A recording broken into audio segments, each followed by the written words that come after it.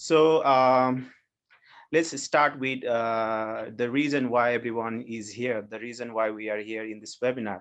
So the main goal of this webinar here is to do the sharing and learning of the work that we have been doing in this COVID pandemic time about going digital all the way to connect young people and, let them continue their knowledge on SRHR and HIV intervention. So we have like different kind of experts from different around the world who will be sharing their best practices, experiences, and the challenges that they have encountered in going digital and being able to connect with young people regarding SRHR and HIV.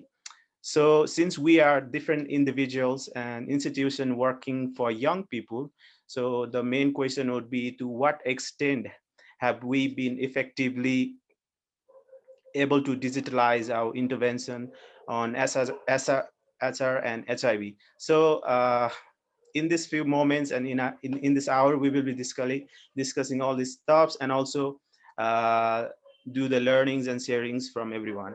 So with that being said, we will be starting with few activities. So before we begin, I request you to note down any kind of question you have right now in these coming two activities, so that I want to let you know we have a separate Q&A session after this two activity session, so that you can ask and we can communicate more better.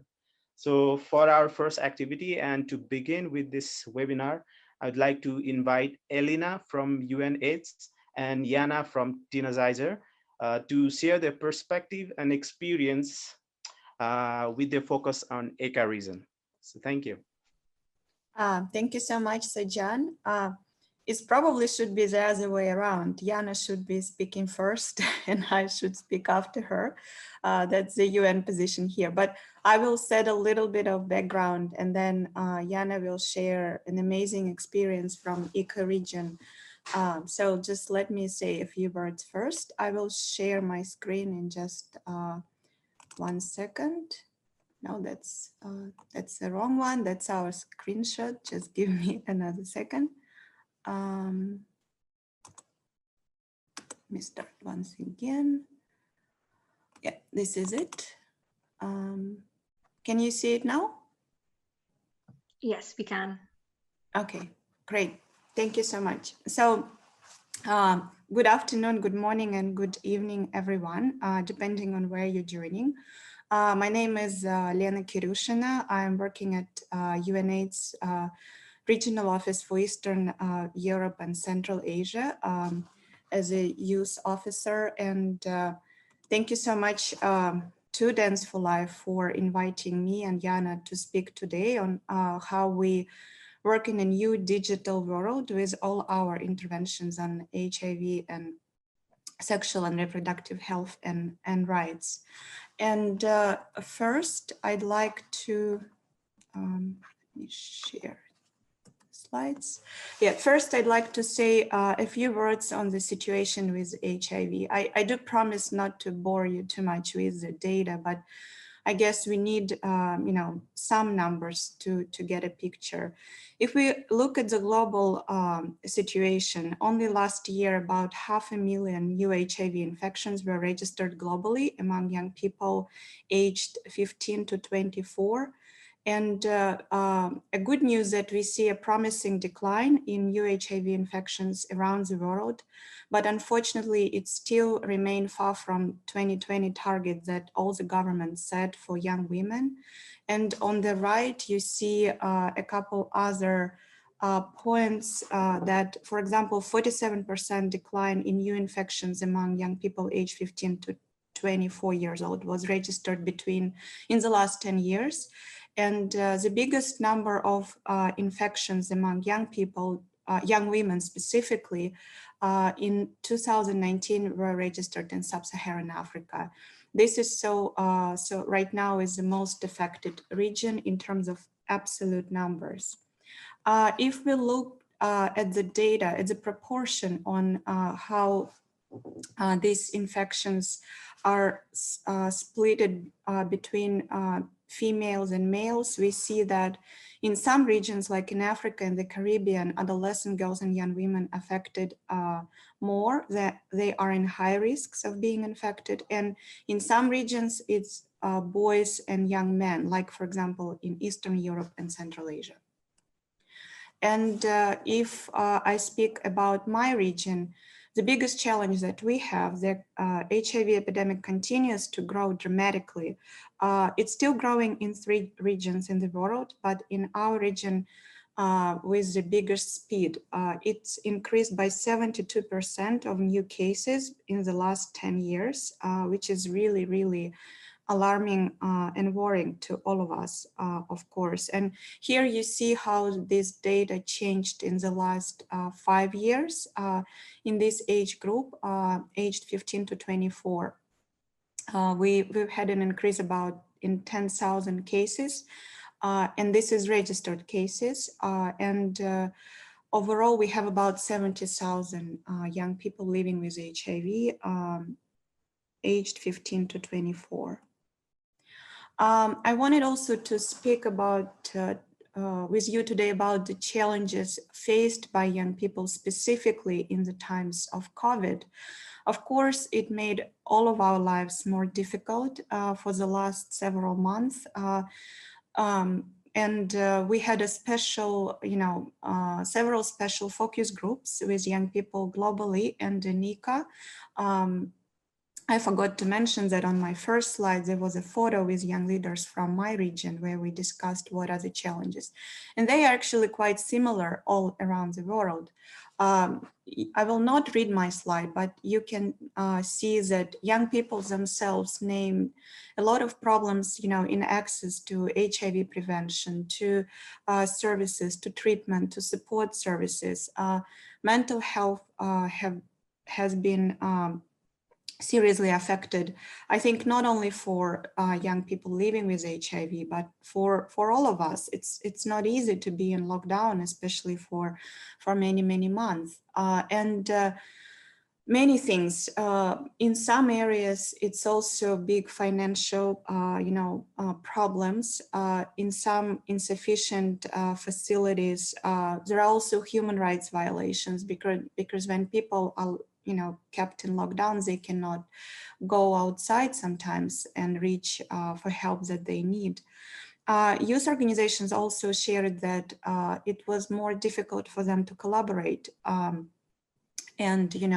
So their partnerships got affected. And of course, as I mentioned, a big funding gap because governments are busy, with investing in COVID crisis. However, I'd like to be still positive today, and every crisis is an opportunity. There is a well-known saying. So I wanted to summarize a few thoughts that I have on this issue, how we could use, this crisis for our own benefits and for our work. So what are they? For example, we save a lot of time right now for time and resources for organizing things. For example, we don't need to plan all the logistics anymore, buy airplane tickets and booking hotels. We can do many things online, like the last virtual international AIDS conference or the UN assemblies, or you name it, all the focus groups that we have on youth strategy, it's all now happening online. We could not imagine this world before. It's a good time to revise any of your online resources like websites and social media accounts. If you are not active there yet, I'm sure you are, but if not, it's a good time, to invest in those accounts because these communications, they grew up very rapidly. Recently. Also, it's not everywhere, but we see that online and digital literacy is growing, and some young people and adolescents, they receive new tools to be in the digital world because now many of them have to access education online. So it's also a good opportunity for us, for those who create digital products. We are getting this audience. yes, many people spend a lot of time online. They did before. We do have to consider that some of them are really tired. So we have to be creative. We cannot do work. We cannot work as usual. We have to create new approaches. See, maybe in advertising or in flash mobs or in even memes, what's getting popular, what's happening in show business and so on, and pick up on those things and use them for prevention. I also think that, again, not all young people, some of them are really tired even of COVID messages now, but some of them, they become more cautious about their health. So now we can package our programs together with COVID prevention messages, you know, and this could be a good entry point for funding as well. And a few words, I forgot to put my timer on, so hope I'm still on time and not speaking too much, but you know, we can now use a hybrid approach. And what I mean by hybrid approach is to see, depending on the situation, where we can mix and match offline and online. For example, we do work with Dance for Life in Kyrgyzstan, in our region. And I saw Zhenya Alexeyeva is on this call. She might be adding up after our presentations, and we discuss how we can proceed for the next year, you know, having this situation. And for example, we can have part of the training, we can have offline with those who can, you know, get together if it's not against any government rules and regulations. Then some people, young people who are remotely located in, you know, other parts of Kyrgyzstan could join online. And an international consultant, for example, who cannot travel because the borders are closed, can also join online.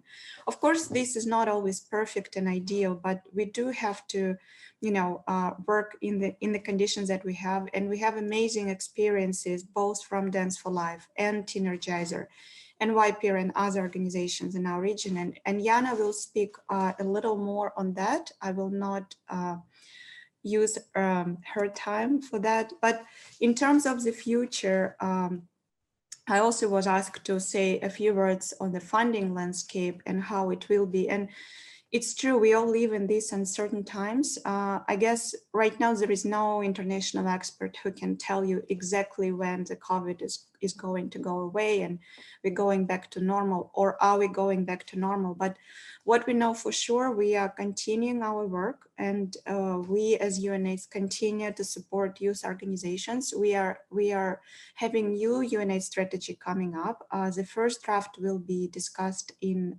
December at the next program coordination board very soon, and it will be approved in March.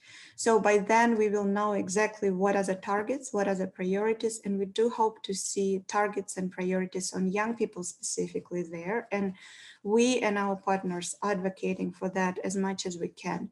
And finally, in terms of funding opportunity, I cannot tell you all the details yet, but on the International Human Rights Day on December 10th, there will be a new funding opportunity announced by UNAIDS and other UN agencies and donors. So please look out for that day.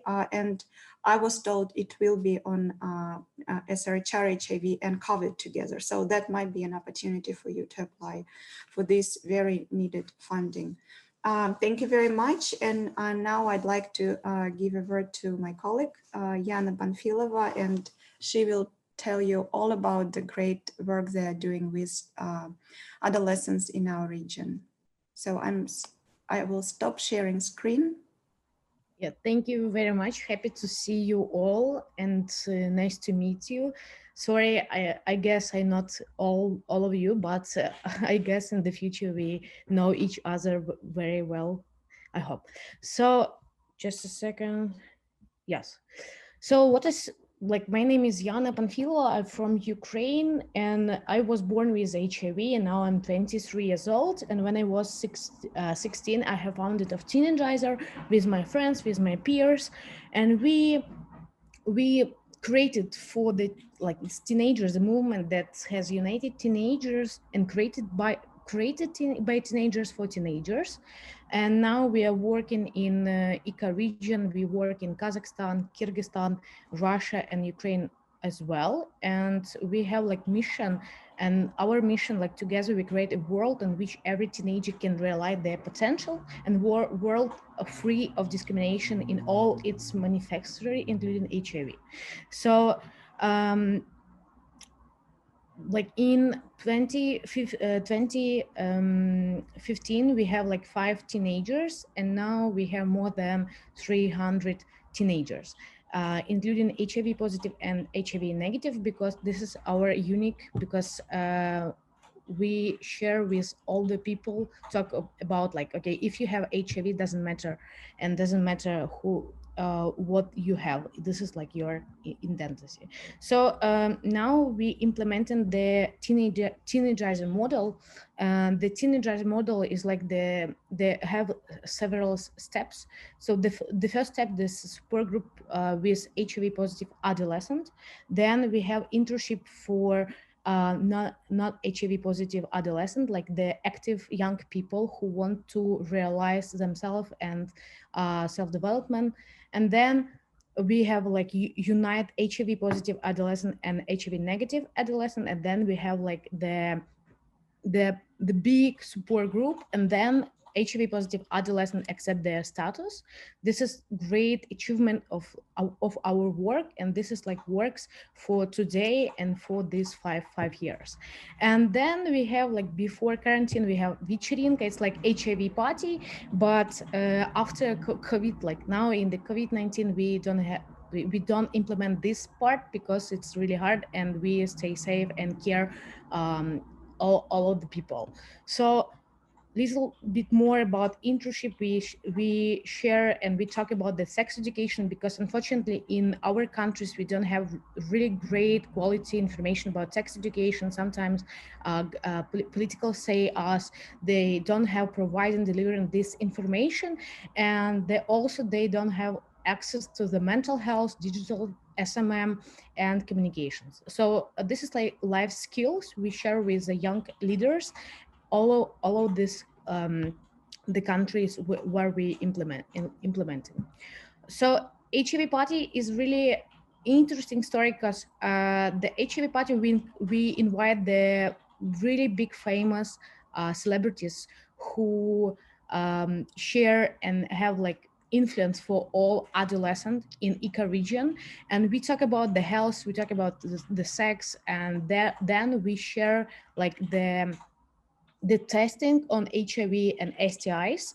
This is really great part because, for example, in our legislations, we don't have really great legislation there can like teenager can get the test on HIV or STIs, because they need to wait for 18 years old and then they can take the test. So absolutely we include and we can work with the government, because this is really important part of our works. Because for example, in Ukraine we can change the laws, legislation, the concern, and we want to like figure out for the best way how the rights of teenager, like they included for all the legislations, for example in Ukraine and also in Russia. Unfortunately in Russia in this year they changed the legislation, and now they teenagers can wait for 18 years old and then they can get test on HIV AIDS, or if they want, they need to take the parents and then they can the test. But in reality, this doesn't work because they don't have great relationship with the parents, and sometimes it's really hard. And then, we have like online counseling because they don't have like great relationship, and the best way, an effective way, I think you know it, because the peer-to-peer, the really effective mechanism to work with young people and adolescents, and we have the online counseling, and this is like later I will talk about this, about the effective mechanism to work with young people and share the answers. So we have the unique platform for share delivering the online counseling as a peer-to-peer. We have like the peer consultancy counselings, and we educated for them, and then they can share and can help the each like peers. And this is really great because sometimes teenager can they afraid, or they don't have belief in the adult person sometimes, and they easy to say with some like sex about something important topic for interesting in this in their lives. It's easy to speak with the peers. So of course we have online counseling peer-to-peer, and if we have like more like strong or hard the topic, for example, like depression or something else, we have a psychologists.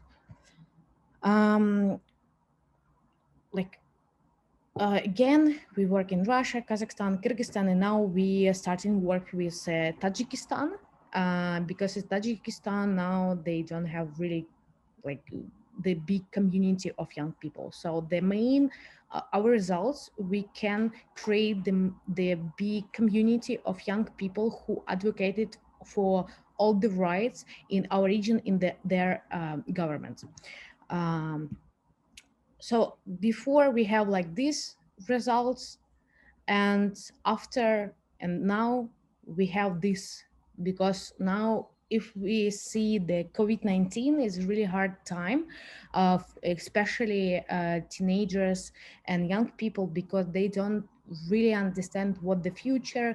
Sometimes young people they don't have like job, and young people the adolescents don't have like great relationship with parents, and we have really like lockdown, and sometimes the young people, teenagers sit at the home with the parents, and sometimes they have a lot of like question about how empowered themselves to more energy to have like to do in this life.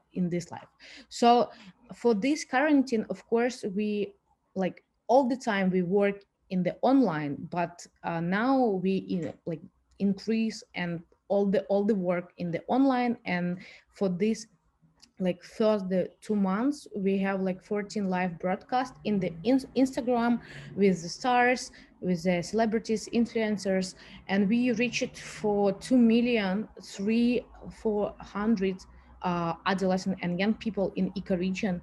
And then we of course educated for like peer-to-peer trainings for adolescent. This is really great result, because sometimes the headmaster don't know, because the quarantine they don't like ready to do the online. So before we do that, we did that in offline, and we figure out with the schools and talk about HIV sex education. But after like COVID-19 we do as a peer-to-peer, and we like find the active young people who study at schools, and we talk about, okay, if you want, we can share about the mental health, how you can hear about yourself and about sex education, about HIV, and we have like these online trainings. And of course we have online counseling now. We like around in the months we have now the more, because like we have like 300 online counselings. And this is summer we have, sorry, uh, we have 1,000 requests of young people. And the main problem who facing right now, they don't like ready to, they have a lot of stress about all of this.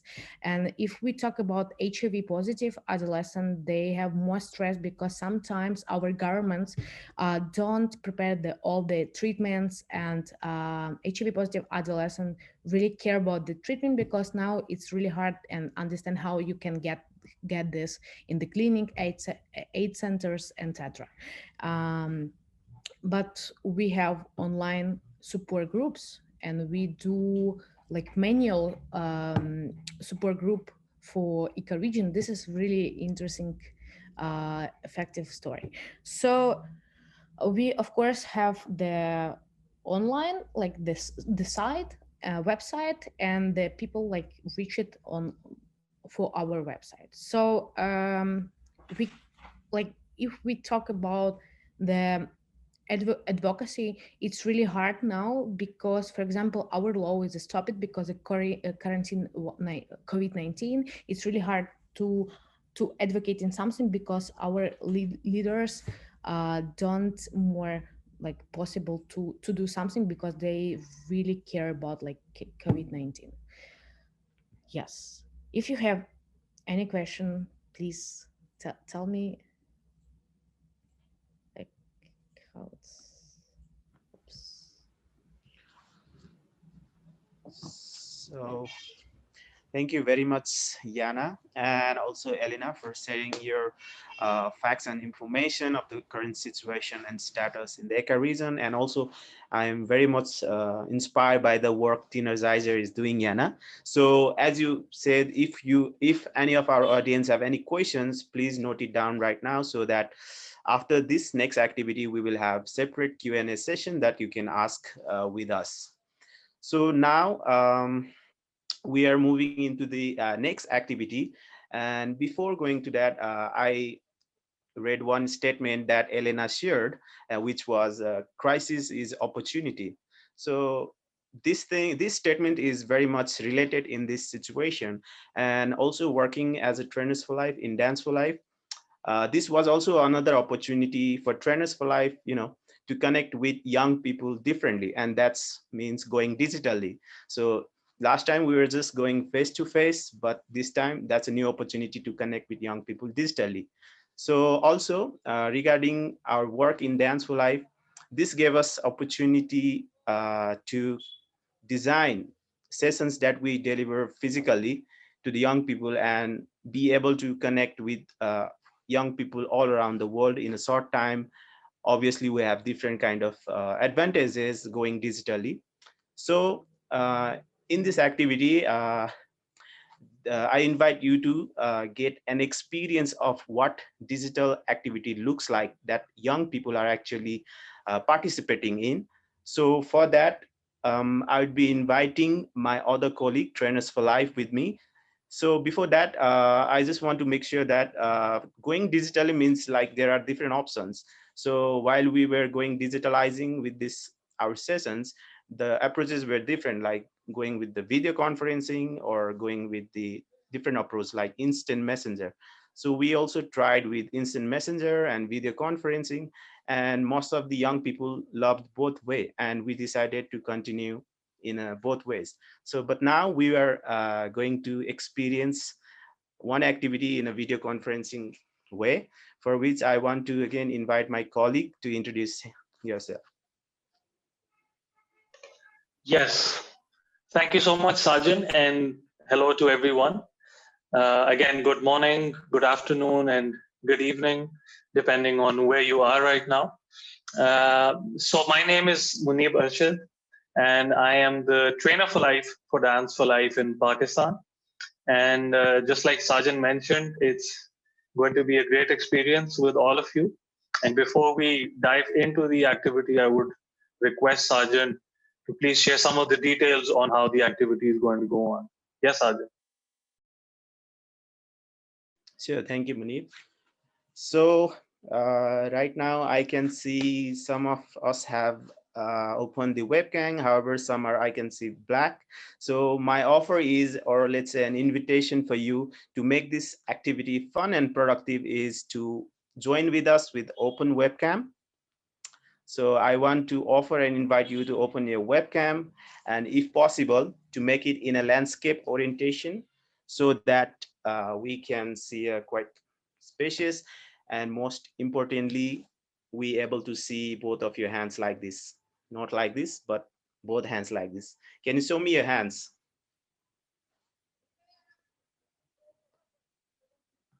Yes, I'm waiting for some other friends to open the webcam.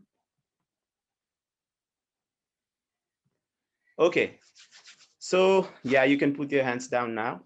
So this activity is going to be very interesting, and we're gonna, have fun with our hands right now, and also this is gonna be a learning experience.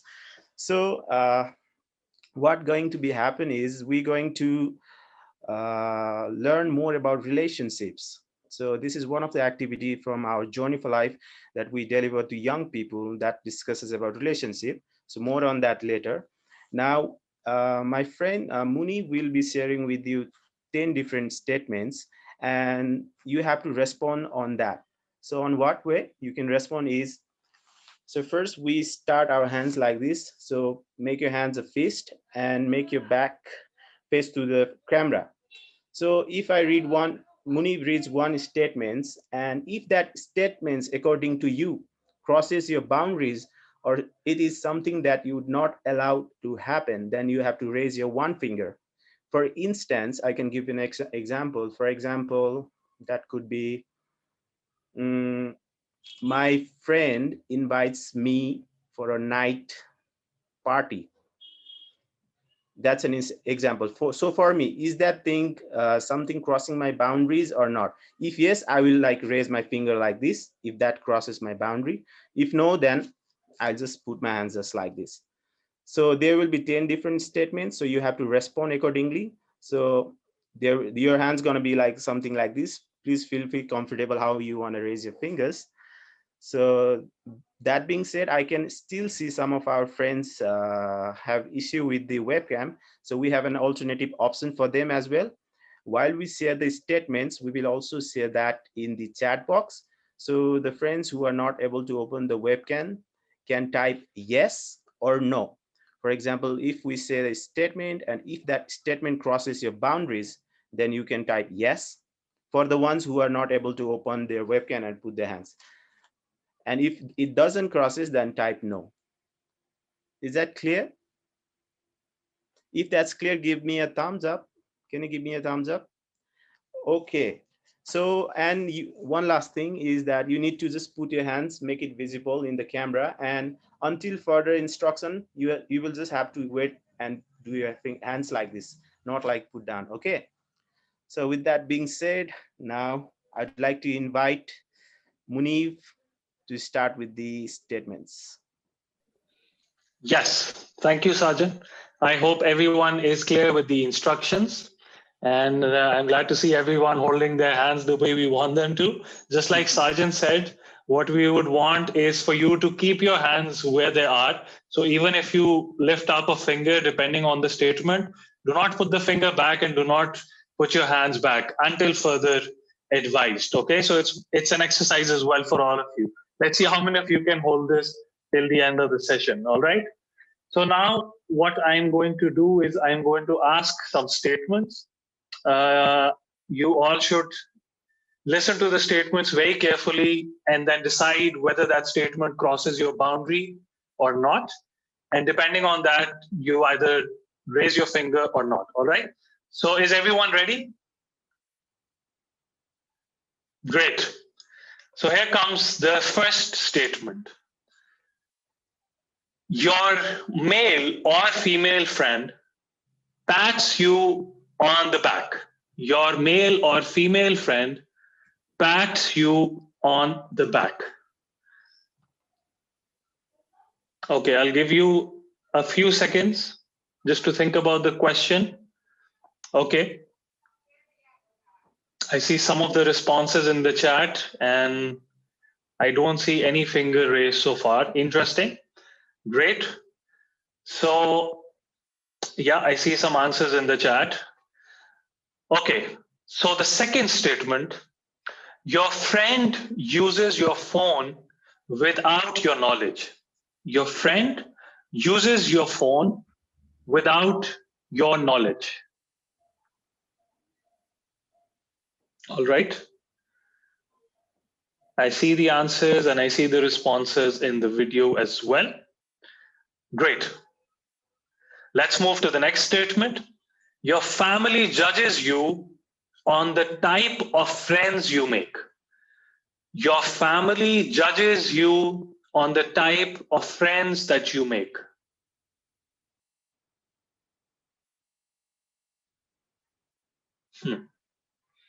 Okay, lots of answers in the chat. Great, I see some of the fingers. Perfect. Let's move on. the next statement, your friend invites you to a party. Your friend invites you to a party.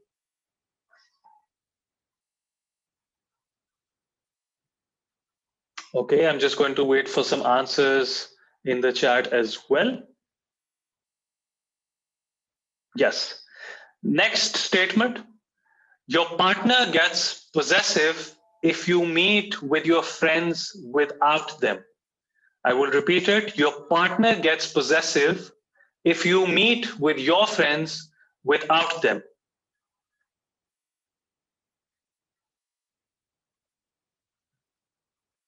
Okay.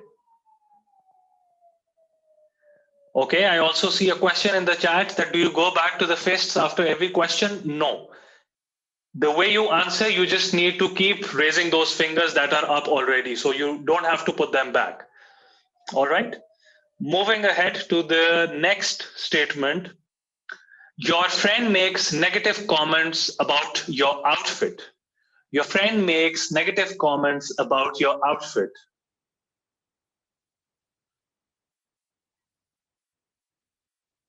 Okay. Yes. The next statement, your parents want to arrange a partner for your marriage. Your parent wants to arrange a partner for your marriage.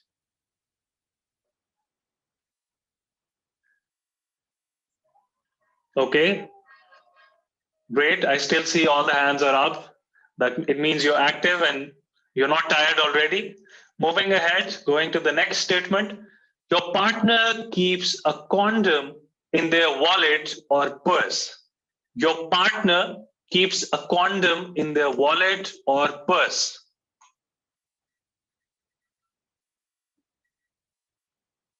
Okay. Just a few more statements. The next statement, listen to this carefully. Your friend takes you out for dinner or cooks dinner for you. Your friend takes you out or cooks dinner for you. Again, if the statement crosses your boundary, you raise a finger. If it does not, you keep the hand the way it is. All right. And the last statement, your friend borrows money but does not give it back. Okay.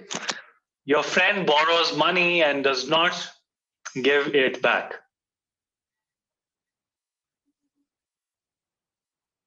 All right.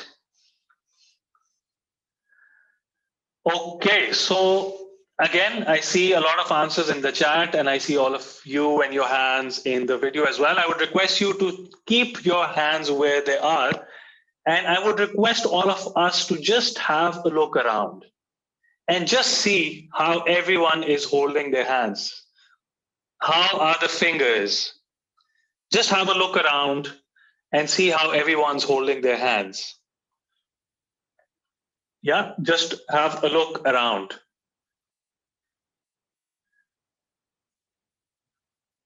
Can someone tell me what do you notice? When you look around, can someone tell me what do you notice? You can unmute yourself and share what do you notice when you look around and you see all these hands with different fingers up and down. Who wants to share what they notice? You can just unmute yourself and go ahead. Yes, Muneeb. Yes, Danish. I noticed that every boundary is different. Every person's boundary is different. I had my fingers risen on some of the questions, and those questions were not in line with others. So that they do not raise their fingers, or they do not have situation is not crossing their boundaries. So yes, what I see was every person's boundary is different. Okay, and thank you, Danish. I think now I can ask you to keep your hands at rest, and we move ahead with this very interesting discussion that Danish just shared, right? So I'm sure you all observed that we had different fingers. Different people had different fingers up. Some of them had 3, some of them had 5. And just like Danish shared his insight on the activity, would someone else want to share with us why do they think different people had different fingers up? Some of them had less, some of them had more. Would anyone else want to share with us why they think there were different fingers up and different down? Can someone share that? Can someone share their experience on that?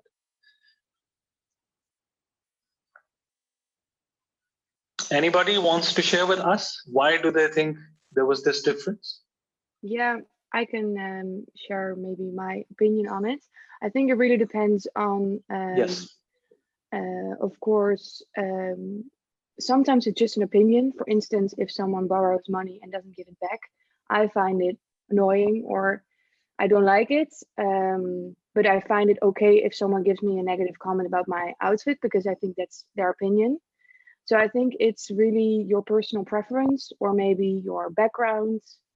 If you come from a family where it's normal that your parents pick your partner, well, then maybe that's okay for you, but I don't like or I wouldn't want it. So I think it's really dependent on your personal preference and background. Yes.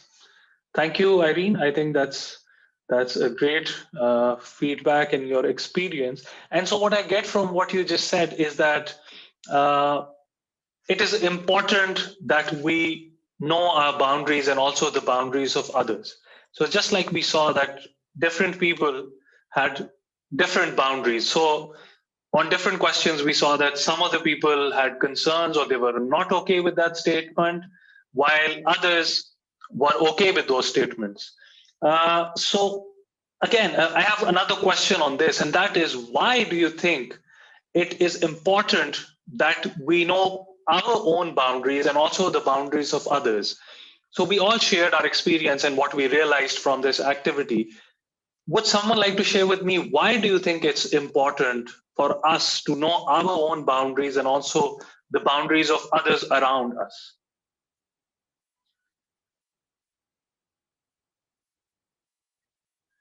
Yes, would someone like to answer?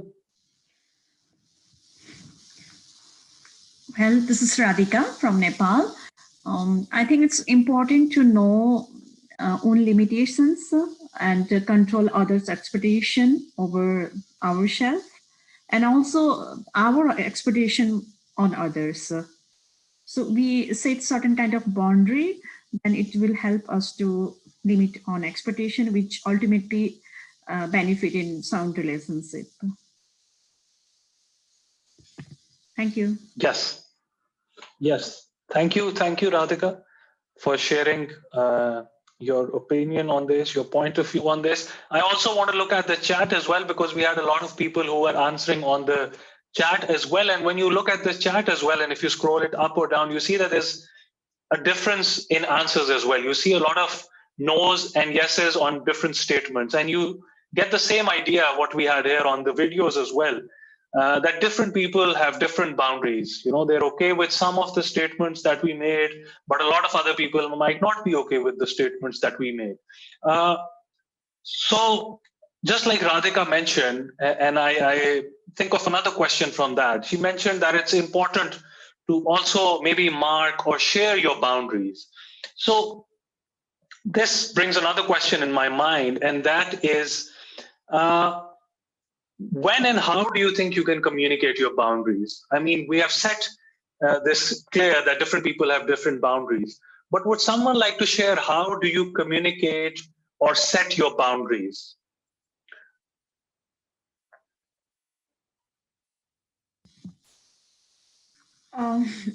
For me, like if I don't like something's a kind of comment, or people have their own nature to do comments on clothing and other things, or words, joking. If I don't like that kind of joking or comments on me, I clearly said that may be normal for them because it's cultural different. But I used to say that, sorry, I don't like this kind of comment. Directly, I used to say. Thanks. Okay. Thank you. Thank you. That's definitely one of the examples of how you communicate your boundaries. Anyone else would like to share something on this? How do you think you communicate your boundaries? Yes, maybe I can give a comment. I realized in your statements, you were mentioning your friend or sometimes a person, and it also differs, right? If a friend is maybe crossing your boundaries, it's easier to tell him or her about what your boundaries were in this point and that he or she has crossed it. But I think when you travel and meet people from other cultures and people you don't know, it becomes already a bit more difficult. You don't, when Ratika, she was saying something about expectations, you don't know what to expect from the other or what the boundaries or the backgrounds are. So then indeed I saw a comment in the chat like, you have to speak up. Sometimes that's difficult. I mean, I agree. You have to be honest to yourself, but try to do it in a respectful way. And maybe by asking the other person, did I understand you well? Or why did you say this or do this? I don't understand. Open up the conversation. Yes, thank you so much, Kari, for sharing that. Absolutely. I think it's definitely a very important point that you just made here on how it's important to sometimes speak up as well. And just want to add a couple of answers from the chat as well, where we have Soraya from AIDS Fonts who's sharing that it depends on what extent my boundaries are being challenged and how comfortable I feel in that situation. And then another comment is that it might be an option to have a conversation with friends or family on something that you have read or heard.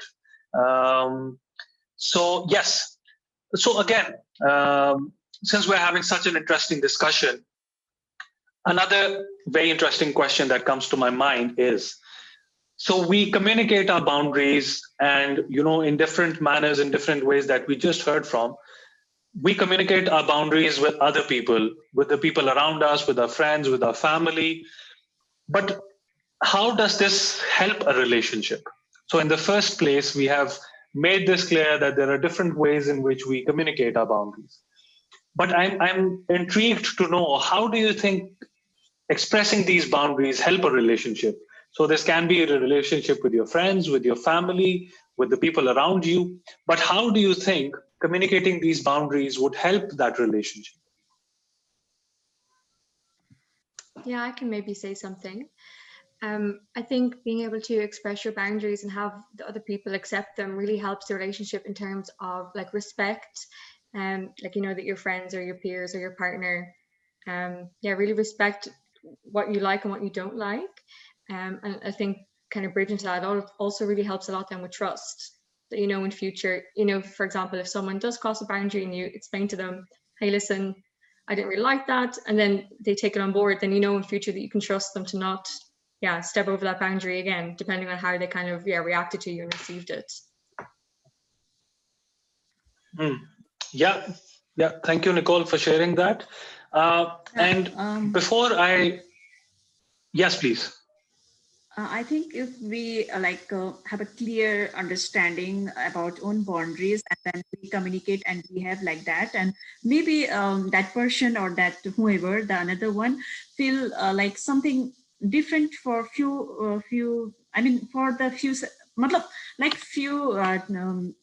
for a moment, and they might feel bad for a moment depending upon the culture, but later on they understand, because it's better to have, for example, if I don't like to pick up phone late evening from my office colleague or my boss, and then it's better to me to ignore them in evening and do communication in official hour in better way. If I receive their phone calls in evening, which I don't like unless in emergency condition, then I might not talk in a proper way during that time. So it's better to say clearly or ignore, so that we can have a fresh ideas, fresh conversation in official hours, like just examples one. Thank you. Yes, thank you, Radhika. And so just quickly adding a few comments from the chat as well. So we have Danish who shares, if we communicate it at first, it will help our relationship go strong. Then we have another comment from Elena who says, I think it really strengthens your relationship if you communicate your boundaries. And we have Yuan who says it promotes mutual respect and trust and reduces conflict as well. So yes, I think a lot of similar comments and responses. And also my next question, which I think we have already answered, was that how do you, or what do you do when someone crosses your boundary? And I think I already heard the responses from all of you on different ways of what you can do if someone crosses your boundary. So yes, this was just a small example of how we took an activity that was completely meant to be face-to-face with these young people in schools, and we worked it around in a way that we could implement it digitally. And so we did this to just give you an idea on how these digital platforms can be used still very efficiently to get our message across to these young people. So again, as we all said, just to summarize that this is one of the activities that we do with young people to share with them how to communicate their boundaries and how to understand, what their boundaries are and the boundaries of people around them. So that's it from my side. Thank you all for being very attentive and listening to all the guidelines and participating to your best. And I hope you guys enjoyed it. And yes, that is it from my side. Thank you so much. And I hope you have a great rest of the webinar. Thank you, guys. Yes, Sajan, back to you. Thank you, Muneeb. It was a wonderful session, and I can see most of our audience are enjoying and giving a great like reaction and clap reaction. I'm glad that you guys also enjoyed and hope to get some insights from what online activity looks like that young people are right now, taking part in. So thank you very much, Muneeb, for that. And now, since from the beginning, I asked you to write down any questions or notes to ask later. So now it is a time for a Q&A session. However, I also want to invite, since we are from different regions, since we are here from different regions of the world, so I want to give this moment also to share their experiences that you have in your region. So we can ask questions, as well as I invite you to share if there is that amazing experience that's worth sharing with this team right now. So the floor is open. So you can also write down in the chat or also unmute yourself and ask question to the respective person from the last two activities we have, or share your experience. Sajan, just to let you know, I'm here. Unfortunately, Yana has had to leave to another meeting, so I will try to answer all of your questions, and then as well, I will have to go to another appointment, but it's a pleasure to be with you all today. Looking forward to your questions. Yeah. Or maybe we can note it down in the chat box so that later we can reach out to you with the answers and we can share it later as well. So yes, sure. I can also monitor. No, I will not be able to monitor chat because it will close with the Zoom, but you can send me questions definitely by email and I can respond. Once again, thank you so much for inviting and have a chance to speak to you all. Thank you, Elena. Thanks. So if there is no any questions, then also I invite you to share similar kind of experience that you have been doing in your region, just like we experienced one activity. So is there anything else anyone here willing to share with us? So we got one question here, Elena, for Elena. So the number of Asia region we're missing, any idea what's the situation is in Asia? Yeah, in Asia Pacific, I mean, you can go to UNAIDS website. We do have a lot of, there is a tool called AIDS Info. It's under data, menu. And tomorrow a new World AIDS report will be launched around, I think it's around 2 p.m. Geneva time.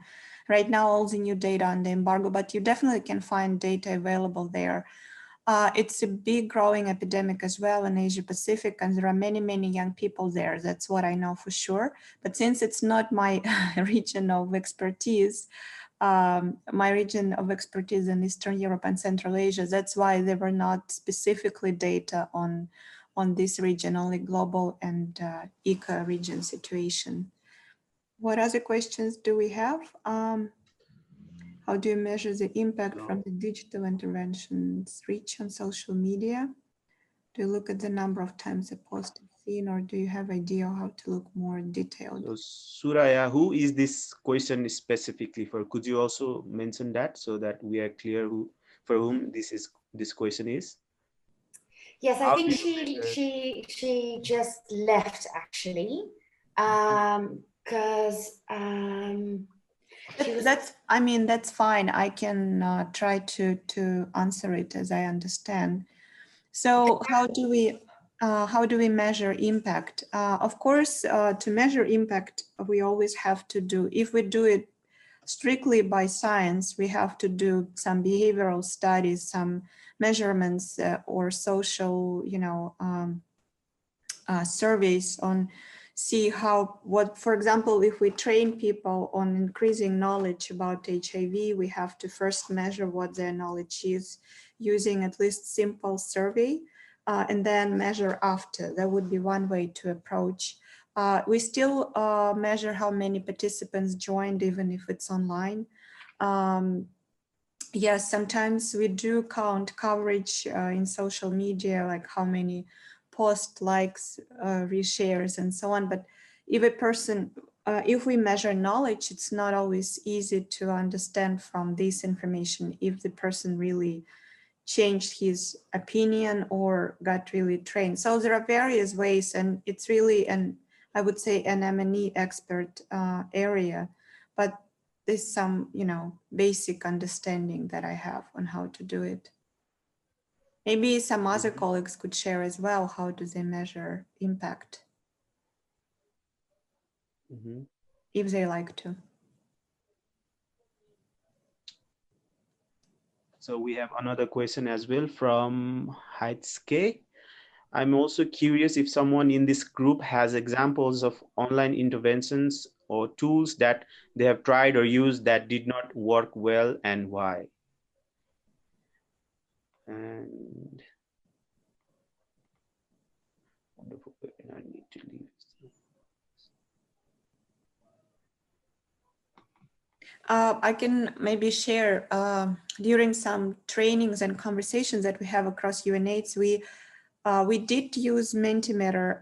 It's one of the techniques. If you need to collect information anonymously, and since we have sensitive topics we work with, there is a really good tool. It's a Google tool. It's called Jamboard. You probably all know about it, but for me it was new. I just recently learned. It's like a shared Google Doc. I will put a name. It's called Jamboard, and you can put like notes, and you can draw, you can paint in it. I mean, it's pretty simple, and everyone appears as some animal, or so there is like every person is hidden. So if you need to create anonymous atmosphere and more sensitive content, that I would strongly recommend to use Jamboard. Thank you, Elena. So I also hope that answers to you, Heitske. So we have like 2 more minutes left. If you have any questions, please write it down while we have our Elena and other guests right now with us. Or if I also want to give this time as an opportunity, if you have different approach that you have done in your region to connect with young people. So I want to open the floor to also share your experiences, if you have any that you feel like worth sharing now. I have just one more question for Elena, because I work for Dance for Life. I'm an intern there now, and I work a lot with the young people on the Dutch market. So Dutch, boys and girls around 12 and 16 years old. And I've noticed that all the online work has also created quite a positive turn, because at least that's with the Dutch youngsters. It's much easier to reach out online than doing that in person. Have you noticed anything of those positive sides that come with digital how to say, the digital talking about it or online talking about it. It's interesting observation. You know, I come from a sociological background, and in my US studies, I actually did a study on, I compared communications online and face-to-face. At that point, it was not as new normal as we have it now. And at that point, it seemed to be that online communication would be, yes, more positive, but a little bit less strong in a way, like less committed in a way. When people meeting face to face, they create, sociologists call this effervescence, when, you know, this created joint energy.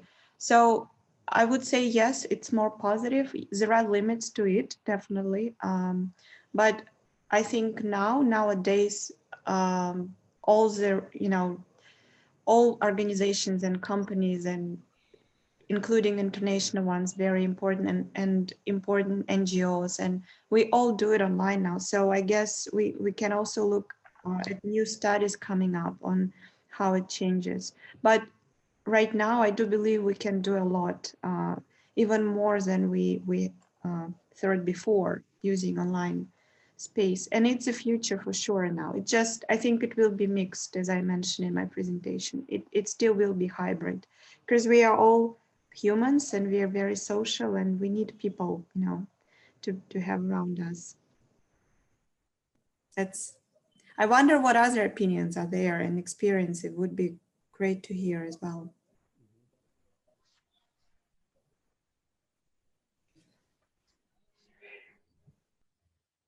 So the floor is open. If anyone would like to add on that or have similar kind of experiences, please feel free to share. And also, since we have limited time, so I invite you to write down any other questions in the chat box so that we'll copy it and try to respond that through email with all the answers. So right now, thank you so much for the you're sharing your experience, Elena, and thank you so much for everyone for asking different kind of thoughts and what you really wanted to know. Now we would like to have a 5 minutes of break. So yeah, please feel comfortable, and we will see you all in 5 minutes. So we will, there will be a music playing right now, and when the music stops playing, just to be sure, understand that you need to get back here. So see you in 5 minutes. Thank you, Sajan. Bye, everyone. Thank you, Elena. Bye-bye. See you back in 5 minutes.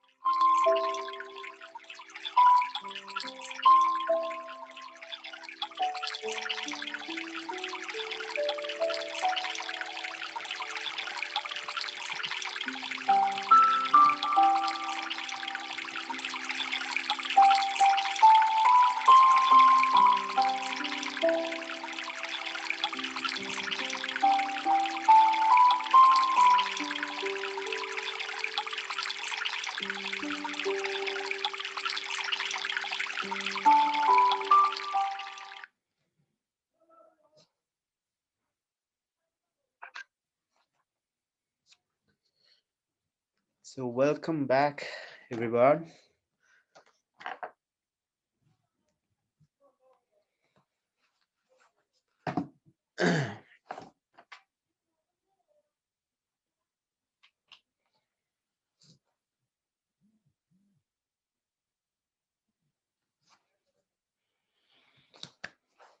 So just checking in, how are we feeling? Just you can unmute and share with us in the chat, or unmute yourself and share in one word or show some reaction. How are we feeling?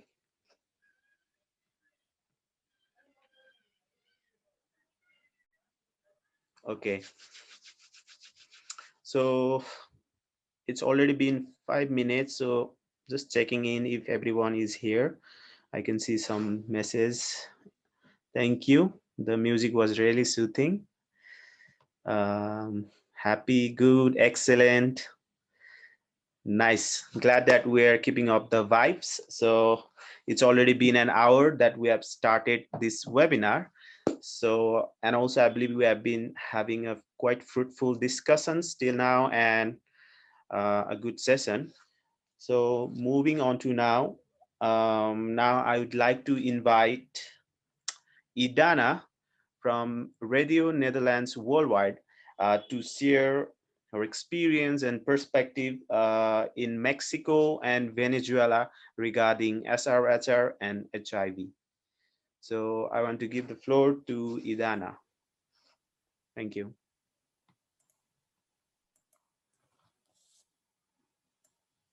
Muchísimas gracias. Agradecida con la invitación que le hicieron a Love Matters y específicamente a Hablemos de Sexo y Amor. Me gustaría confirmar que se está viendo bien la presentación que estoy compartiendo.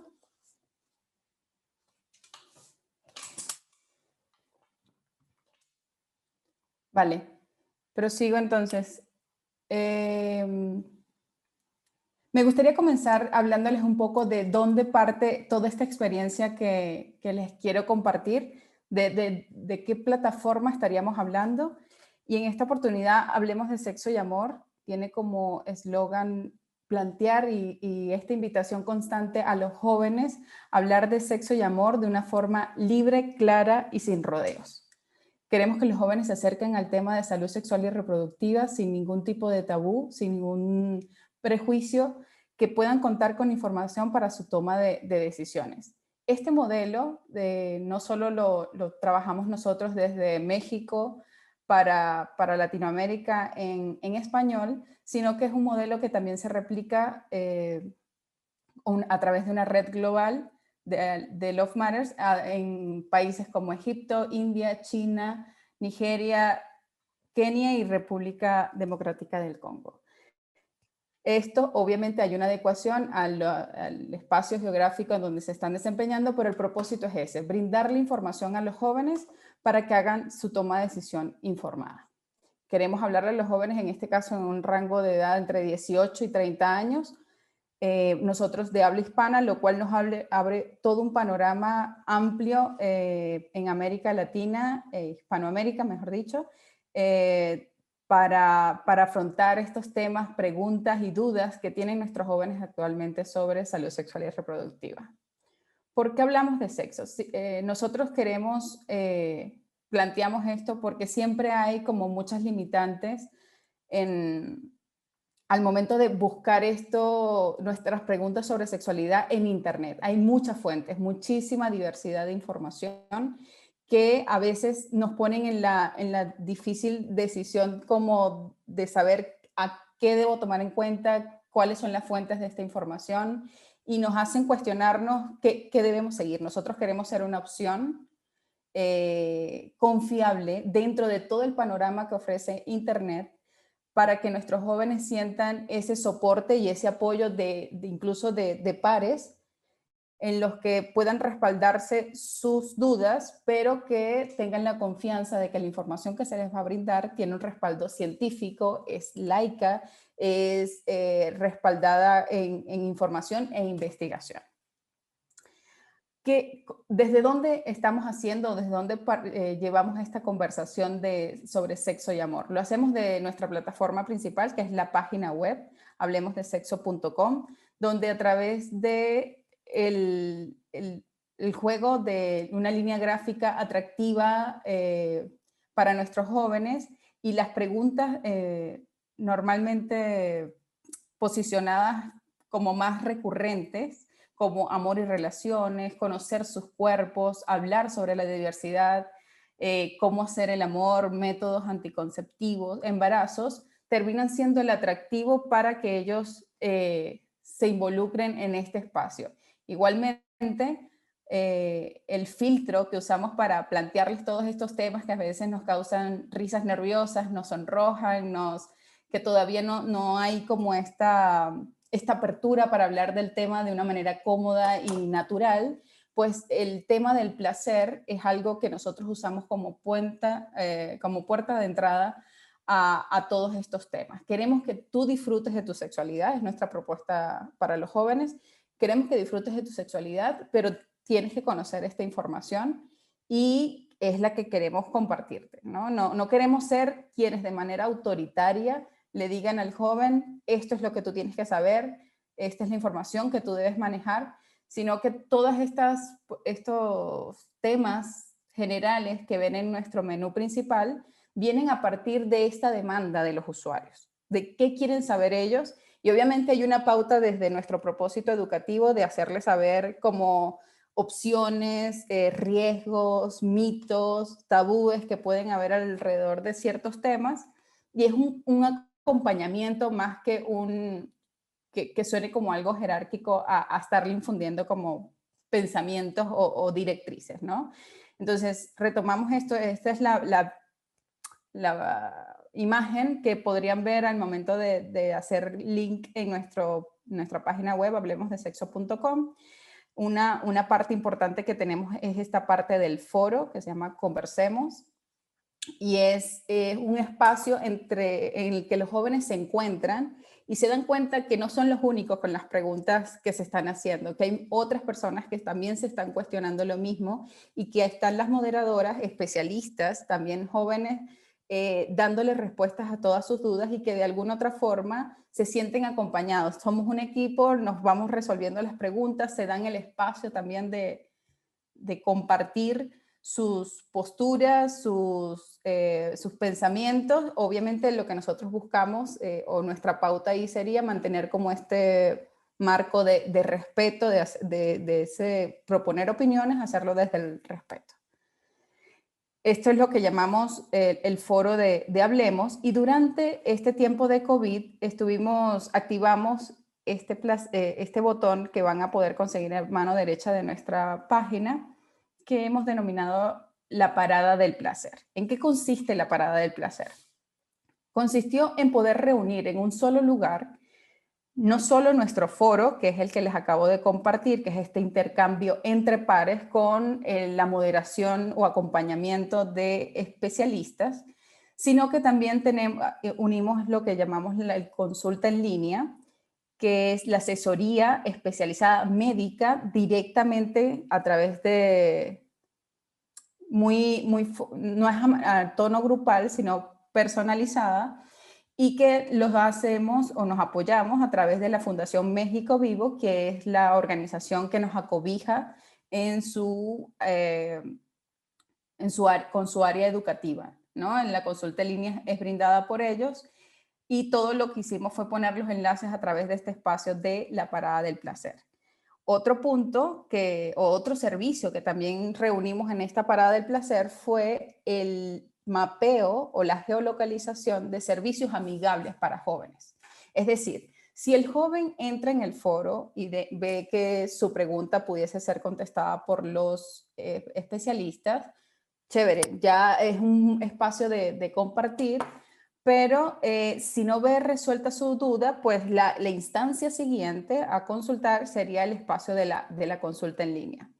Hay cuestiones, y creo que todos podríamos estar coincidiendo en esto, que hay preguntas dentro de la rama de la salud sexual y reproductiva que ameritan una atención no solamente online. Es muy limitante a veces comunicarnos a través de una pantalla.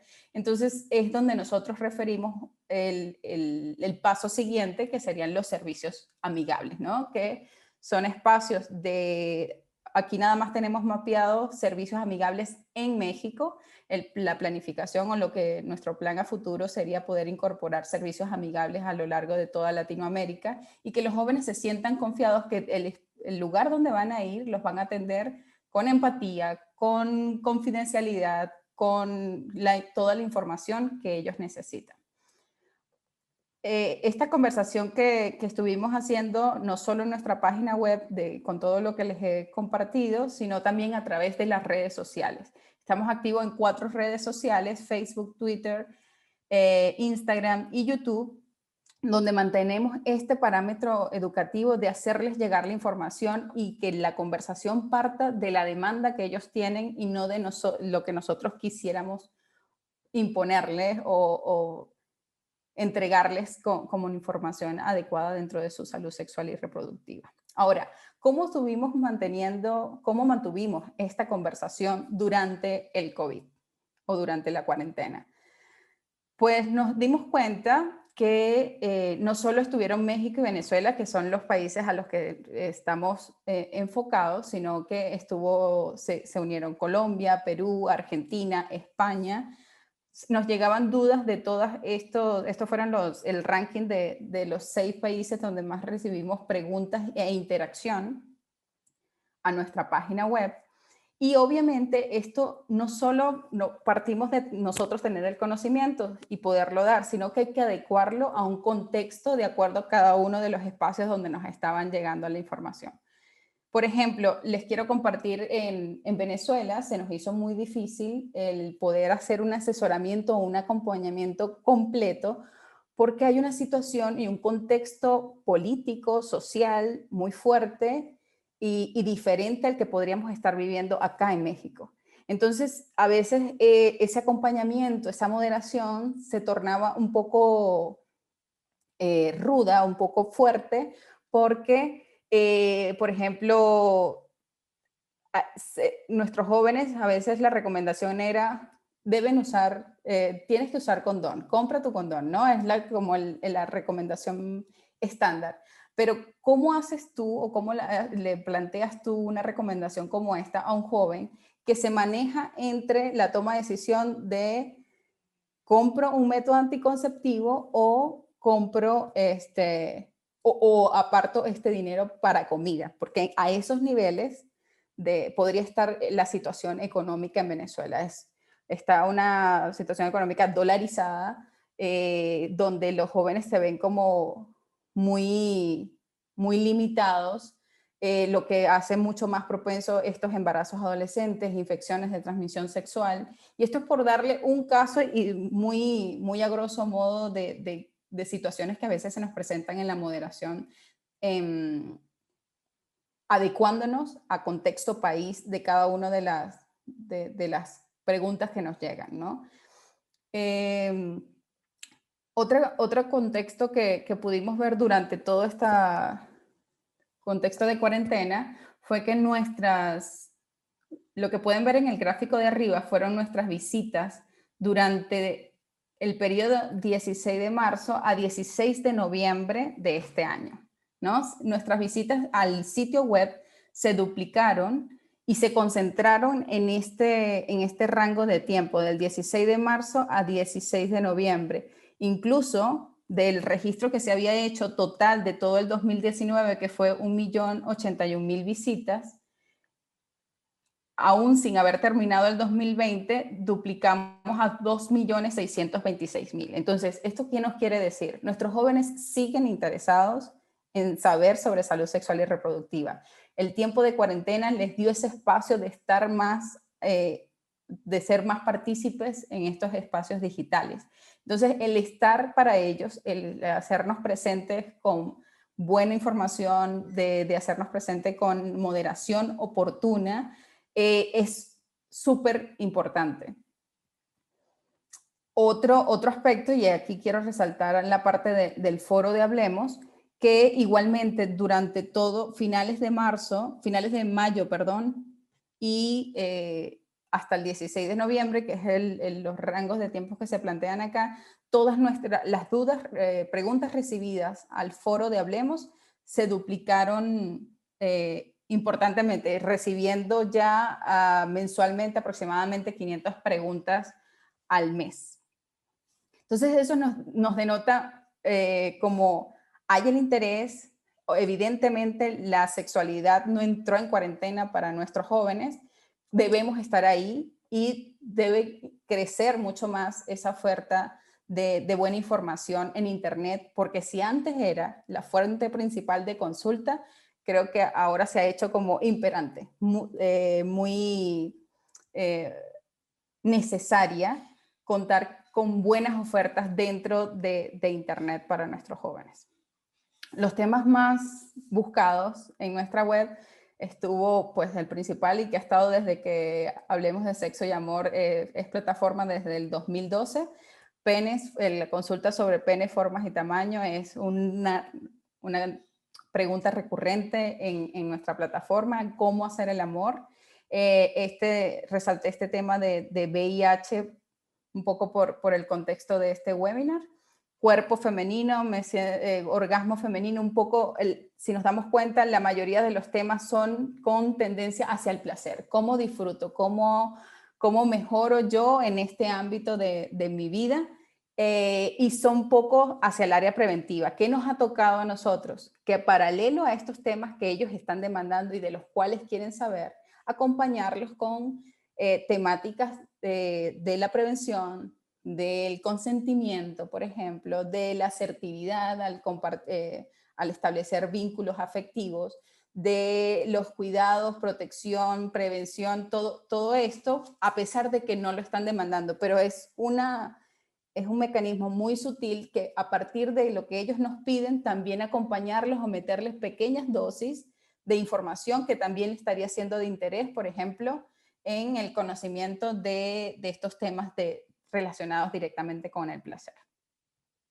Parte de la información que sacamos durante estos tiempos de cuarentena era esto de quédate en casa y hablemos de sexo y amor, qué quieres saber, danos a conocer tus dudas, tus preguntas, como manteniéndolos en constante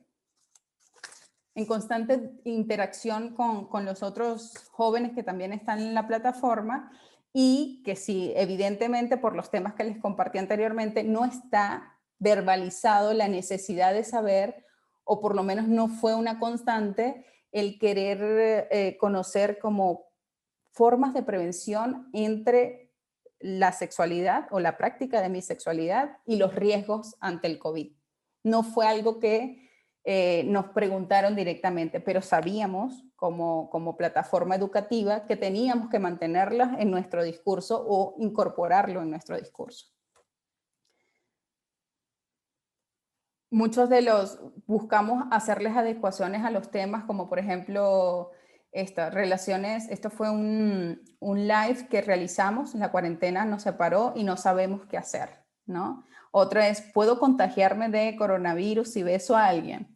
Eran preguntas que quizás no estaban saliendo dentro de las dudas que nos planteaban nuestros usuarios, pero sabíamos o que podíamos estar haciendo una buena inception con nuestros usuarios con respecto a este tema de coronavirus, que se convertía en una pandemia en paralelo junto a otros como el tema del VIH y el de violencia de género. Para nosotros, para dejar más espacio para las preguntas, se nos hace imprescindible los servicios de salud sexual y reproductiva amigables para los jóvenes. A pesar de la cuarentena, es una necesidad que hay y es algo que debemos mantener. Muchas veces nos ocurrió que en esto de referir a los servicios amigables, pues ellos estaban dándole prioridad a atención a casos de COVID. Entonces, no podemos enfocarnos en una cosa como si el resto del mundo se paraliza. Estos son situaciones y temas que se mantienen en paralelo y que tanto los organismos como organizaciones civiles deberíamos estar atentos a seguir proveyendo información en este ámbito, información y atención.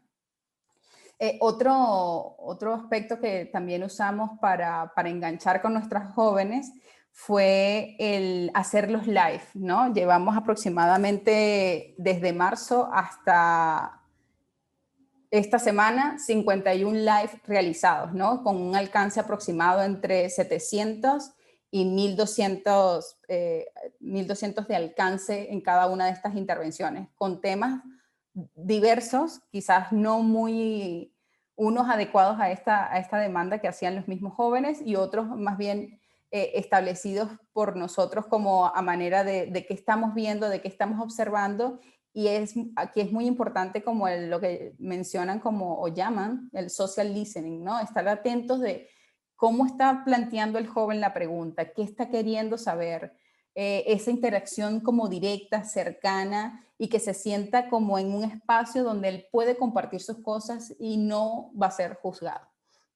Estos espacios del live nos permitió hacer como muchas preguntas, que ellos también sintieran la confianza de hacernos preguntas y de hacerlo como de una manera muy directa. Tenemos un live, 1 hora de duración, un tema propuesto. Por ejemplo, la semana pasada hablamos del consentimiento. ¿Qué es eso? ¿Cómo lo entiendes? ¿Cómo lo ves tú aplicado en tu día a día? Que quizás no es algo que está en la agenda de las temáticas de COVID y de sexualidad, no tendría por qué ser lo principal, pero sí sentimos que es un factor importante a dilucidar con ellos y a trabajar con ellos para estos vínculos afectivos que también se están dando, porque debemos reconocer que no solo está la demanda en sexualidad, de información sobre sexualidad, sino que también hay ha habido como mucha repercusión en el ámbito emocional para nuestros jóvenes. Entonces, ¿cómo estar para ellos en esas situaciones? Sin duda, esto nos ha permitido para los usuarios una oportunidad de explorar su cuerpo, de explorar nuevas formas de cómo experimentar el erotismo, de un replanteamiento sexual, que incluso es algo con lo que queremos cerrar, que a pesar de este contexto negativo, ¿qué pudimos rescatar o qué pudiste aprender de tu sexualidad en esta cuarentena, ¿no? Es algo que queremos trabajar con ellos. Y importante, y creo que como mensaje de cierre, es la sexualidad no entró ni para los jóvenes ni para nadie en cuarentena. Entonces, hagamos de esto como un llamado a poder tener mayores ofertas de información en línea. Muchas organizaciones civiles tienen años de experiencia y trabajo en estos temas, pero no se han dado el espacio de experimentar en redes sociales. Muchísimas gracias.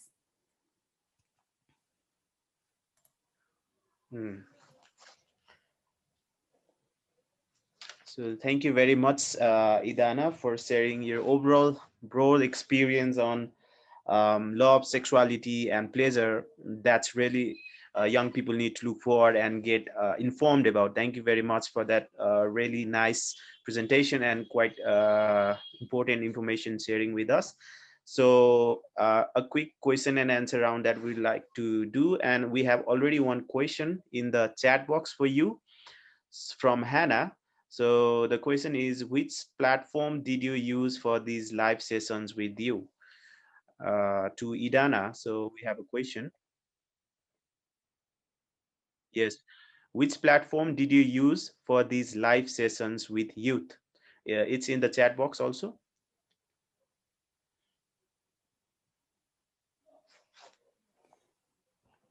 Los estuvimos haciendo a través de Instagram. Nos hizo la plataforma mucho más fácil de, aprovechando las distancias que habían, es en la parte de producción, contactar al invitado, que sabiésemos que contaba con el expertise de poder responder preguntas en el tema que se proponía, y no era tan engorroso como los live en Facebook, que necesitas a veces una plataforma alterna para el streaming, y que nos complicaba un poco porque dependíamos del expertise del invitado y de nosotros como equipo en esto tan novedoso para el equipo de los live. Yes. Okay, so I think that gives you the answer to the Hannah. So let's take our last one question. So from Heitske, it's asking, and if so, how do you make sure youth knows how to find you on these platforms? Do you actively reach out to youth on Instagram? So this is from Heitske to Idana again. And if so, how do you make sure youth knows how to find you on these platforms? Do you actively reach out to youth on Instagram? So let's just to be mindful of the time, we have a bit tight schedule as well. So after getting response for this last question, we can move to the next activity. So maybe Idana, you can quickly reply to this one question, and yeah, thank you. Sí, nosotros desde que comenzó la plataforma en el 2012 hemos estado activos tanto en la web como en las redes sociales. Entonces ha sido como un crecer constante. Buscamos, más allá de buscar, de estar en la búsqueda activa, de tener nuevos seguidores, es de tener buen material y buen contenido para que los enganche. Es lo que nos permite posicionarnos dentro de las redes sociales. Es lo que nos garantiza que nuestra información va a ser vista. A veces nos confiamos mucho en que mayor cantidad de seguidores, más éxito va a tener nuestra información, y a veces más bien asegurarnos de la calidad de nuestra información y que realmente responda a insight de esta comunidad a la que nos queremos dirigir. Nosotros en Facebook tenemos 1.600.000 jóvenes cautivos enganchados con el tema de salud sexual y reproductiva. Podríamos decir que son muchísimos, pero la interacción, cómo se da y qué tanto participan, son otros los porcentajes. Más que una búsqueda activa, para cerrar, es garantizar y estar seguros que la calidad del contenido que estamos compartiendo es bueno y está adaptado a lo que ellos están buscando.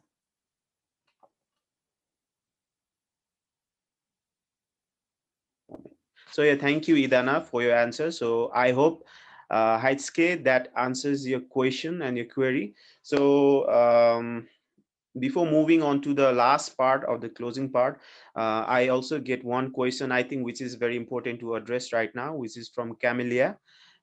She's asking, I was wondering if there are activities or programs that can overcome connectivity or internet issues for those in the remote areas. So I have a few experience on that. So since we have experienced one of the activity from Online Journey for Life just today, which was called My Boundaries.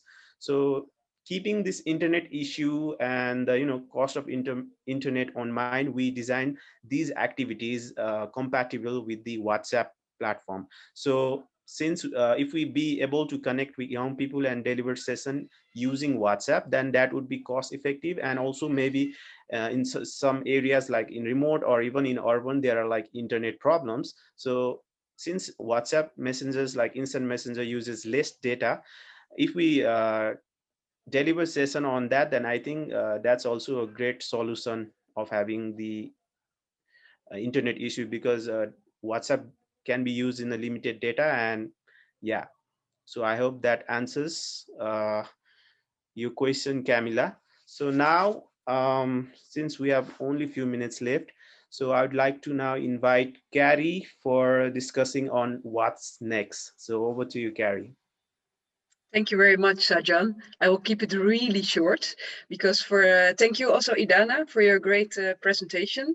I liked the pleasure approach also very much, and also the other presentations and exercise. What I would like to do to close off this webinar on digitalizing interventions for young people worldwide is to ask you all who are left in the end of this webinar to answer 2 questions through Mentimeter, which is a very nice online tool to use. It will be starting right now.